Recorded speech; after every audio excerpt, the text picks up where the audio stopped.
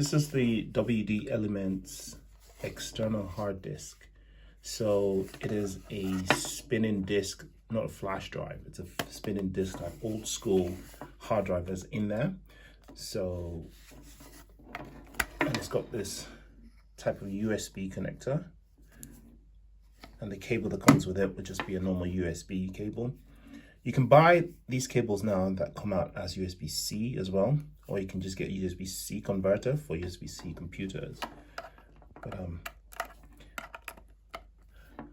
also, another thing that people might not know is that you can plug in actually the standard micro USB into this like that.